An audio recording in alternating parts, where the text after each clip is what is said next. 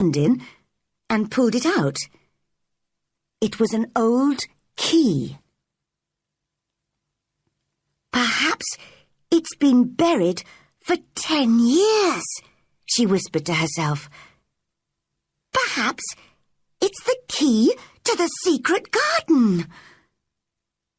She looked at it for a long time.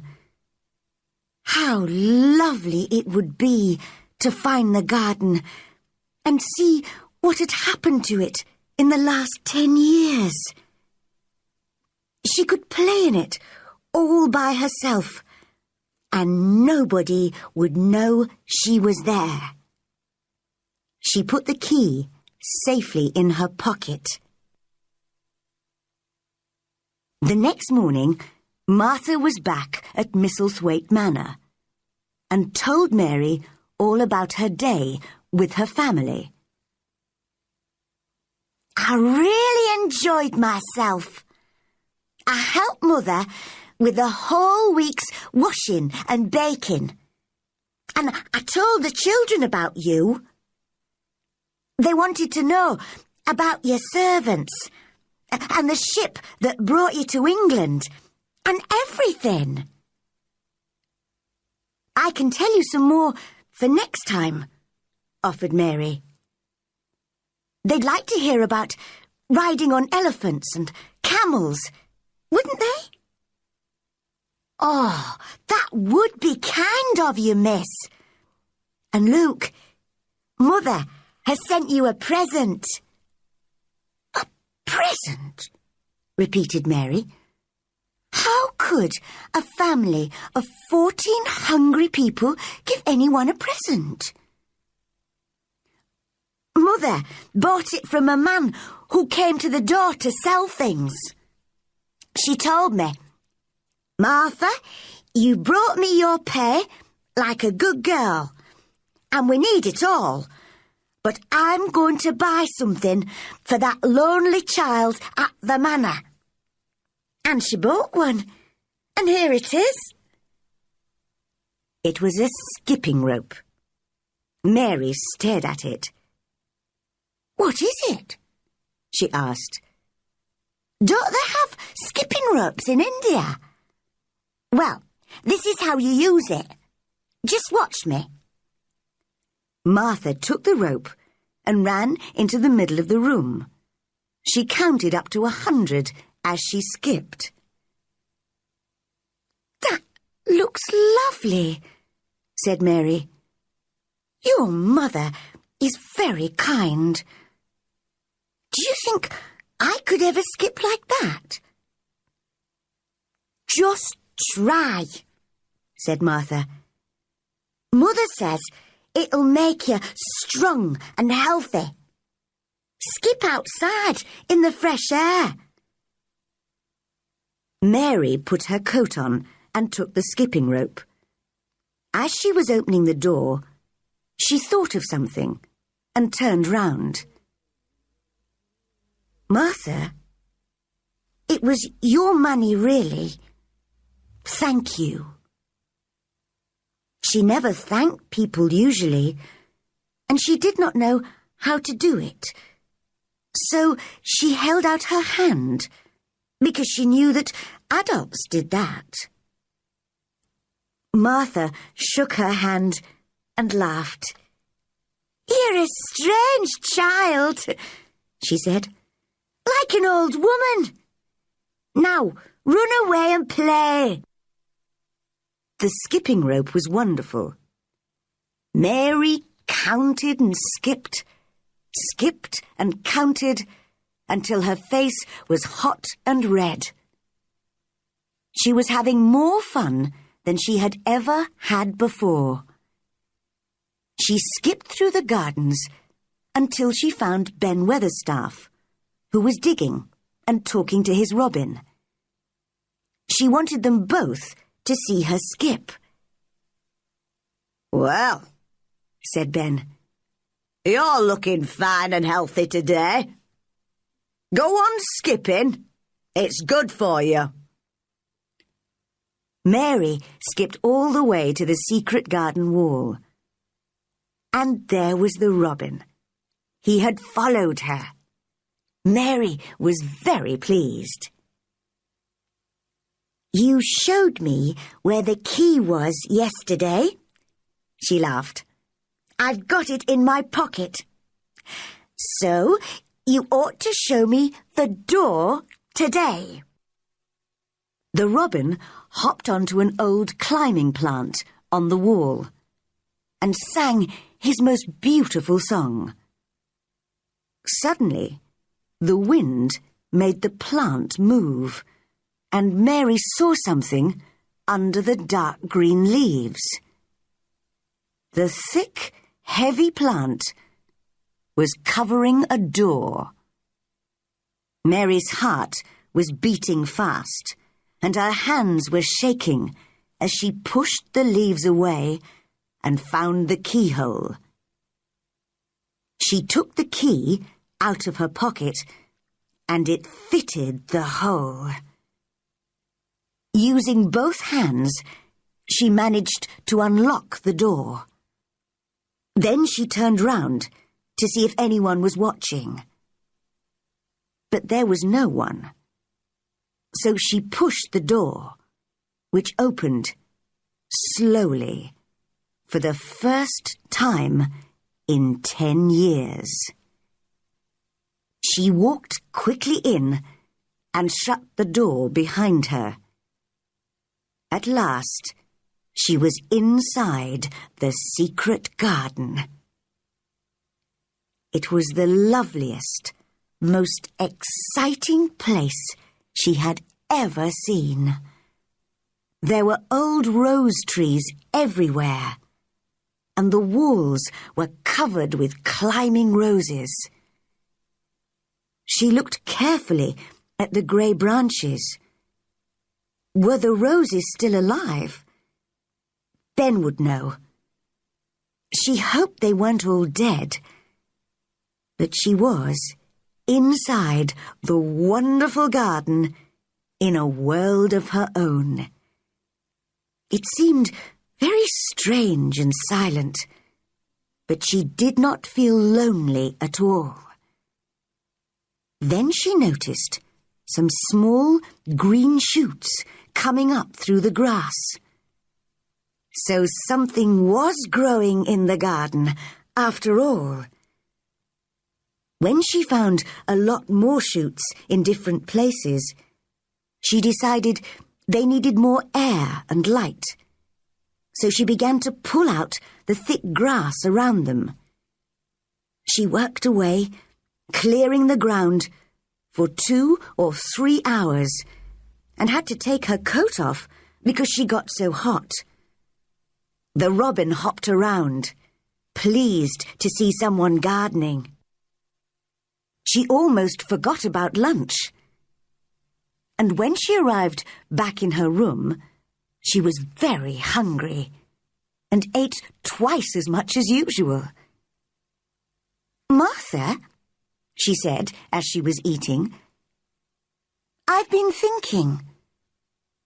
This is a big, lonely house, and there isn't much for me to do.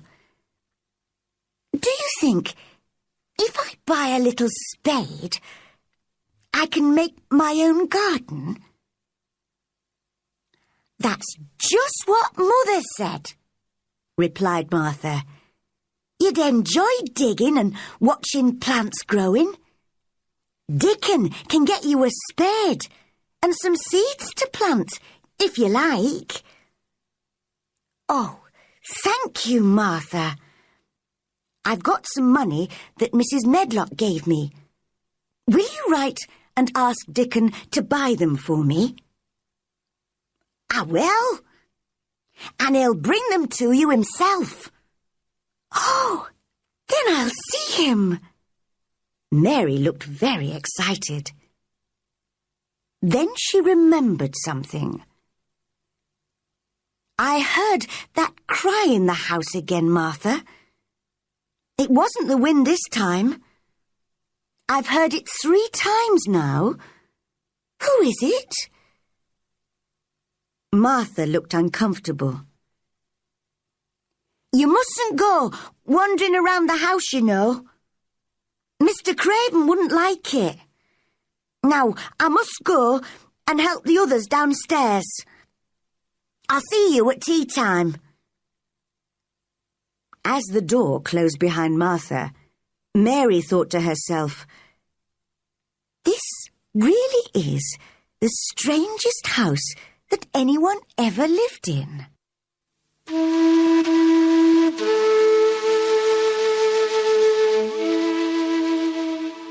Chapter 4. Meeting Dickon. Mary spent nearly a week working in the secret garden. Each day, she found new shoots coming out of the ground. Soon, there would be flowers everywhere, thousands of them. It was an exciting game to her. When she was inside those beautiful old walls, no one knew where she was. During that week, she became more friendly with Ben, who was often digging in one of the vegetable gardens.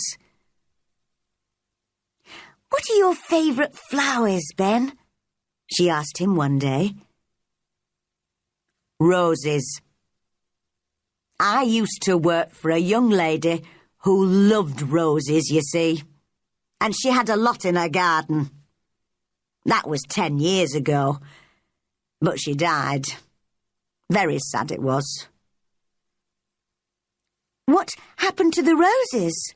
asked Mary. "They were left there, in the garden." "If rose branches look dry and grey, are they still alive?" asked Mary. It was so important to know. "In the spring, they'll show green shoots, and then—" "But why are you so interested in roses?" he asked. Mary's face went red. "I just wanted to pretend I've got a garden. I haven't got anyone to play with." "Well, that's true," said Ben. He seemed to feel sorry for her.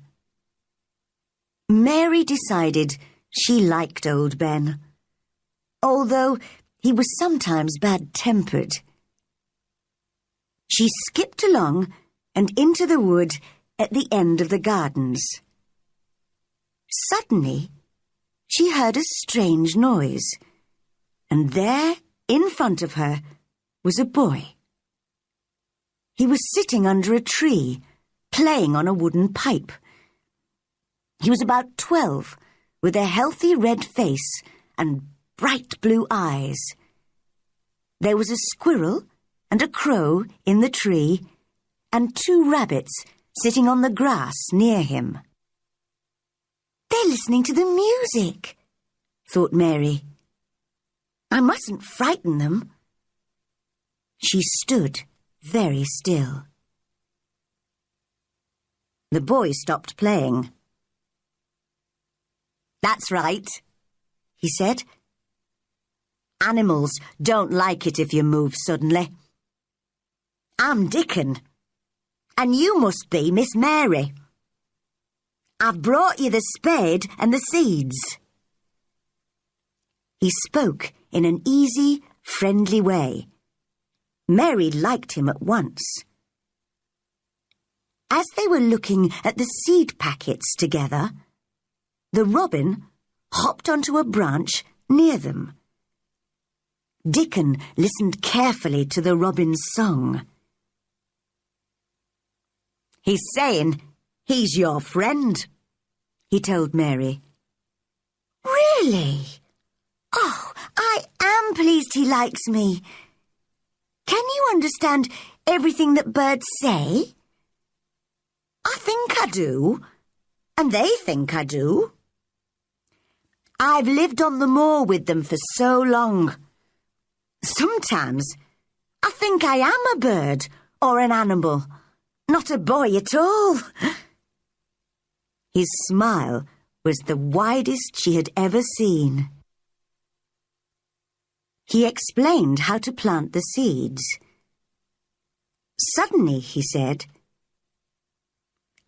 "I can help you plant them. Where's your garden?"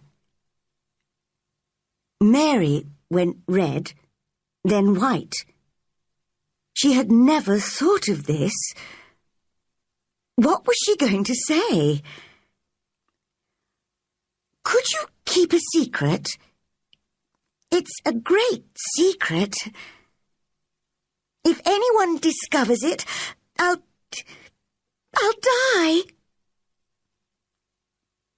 "I keep secrets for all the wild birds and animals on the moor, so I can keep yours too," he replied. "I've stolen a garden," she said very fast. "Nobody goes into it. Nobody wants it. I love it, and nobody takes care of it. They're letting it die." And she threw her arms over her face and started crying. "Don't cry," said Dickon gently. "Where is it?" "Come with me, and I'll show you," said Miss Mary. They went to the secret garden and entered it together. Dickon walked round, looking at everything. "Martha told me about this place, but I never thought I'd see it," he said. "It's wonderful." "What about the roses?" asked Mary worriedly. "Are they still alive? What do you think?" "Look at these shoots on the branches. Most of them are alive, all right." He took out his knife and cut away some of the dead wood from the rose trees. Mary showed him the work she had done in the garden, and they talked as they cut and cleared. "Dickon," said Mary suddenly, "I like you. I never thought I'd like as many as 5 people." "Only 5?" laughed Dickon. He did look funny when he laughed, thought Mary. "Yes, your mother, Martha, the robin, Ben, and you." Then she asked him a question in Yorkshire dialect, because that was his language. "Does thee like me?" was her question. "Of course. I liked thee wonderful," replied Dickon, a big smile on his round face. Mary had never been so happy. When she went back to the house for her lunch, she told Martha about Dickon's visit. "I've got news for you too," said Martha. "Mr. Craven's come home and wants to see you. He's going away again tomorrow for several months." "Oh," said Mary, that was good news. She would have all summer in the secret garden before he came back. But she must be careful. He mustn't guess her secret now. Just then, Mrs. Medlock arrived, in her best black dress, to take Mary down to Mr. Craven's room. Mary's uncle had black hair with some white in it, and high, crooked shoulders. His face was not ugly, but very sad. During their conversation, he watched her in a worried way. Perhaps he was thinking of other things at the same time. He looked at the thin child. "Are you well?" he asked. Mary tried to keep her voice calm as she replied, "I'm getting stronger and healthier."